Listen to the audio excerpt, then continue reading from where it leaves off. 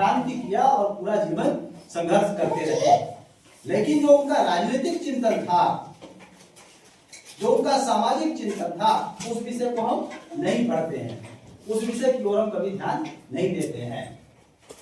इसी प्रकार से डॉक्टर भीमराव अंबेडकर जी को हम एक संविधान निर्माता के रूप में जानते हैं, लेकिन उनके अंदर अनेकों ऐसी खूबियां थी जिन खूबियों को हम कभी पहचानने, उनको खोजने, उनको पढ़ने की हम लालसा चेष्टा नहीं करते हैं।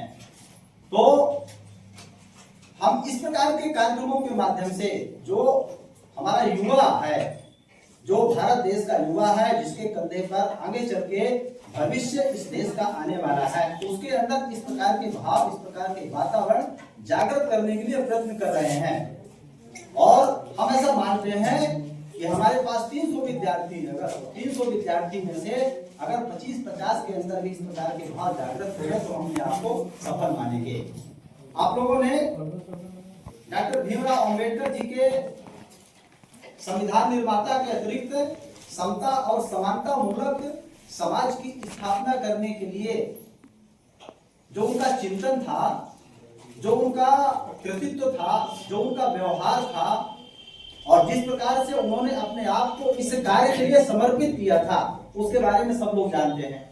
आजीवन डॉक्टर भीमराव अंबेडकर समाज से ऊंच नीच, छुआछूत और अनेकों प्रकार की बुराइयों को दूर करने के लिए लड़ाई लड़ते रहे।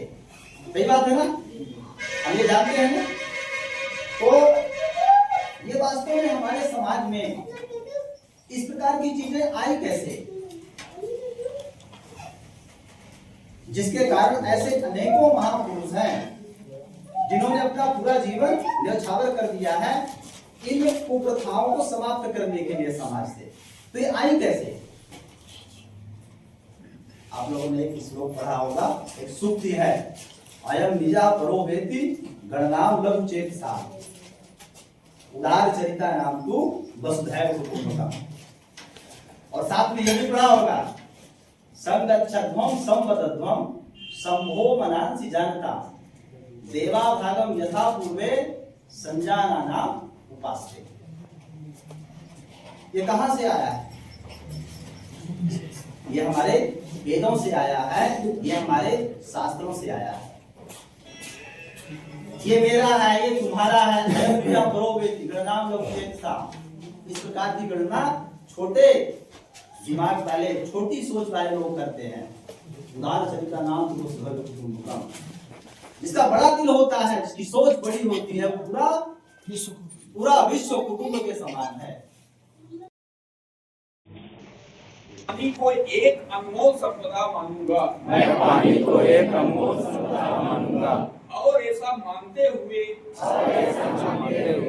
ही इसका उपयोग करूंगा, मैं शपथ लेता हूँ, मैं अपने परिवारजनों,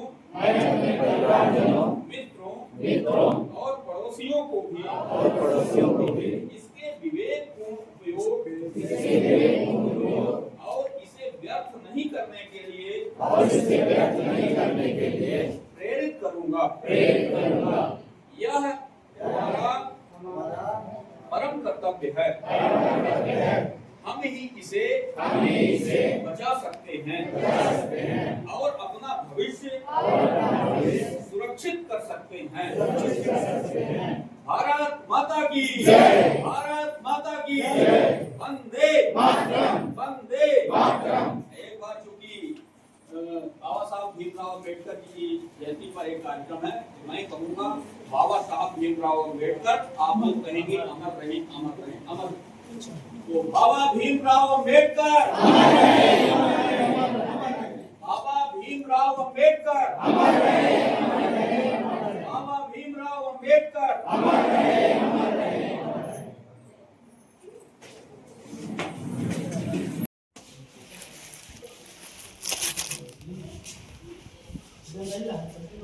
Yes.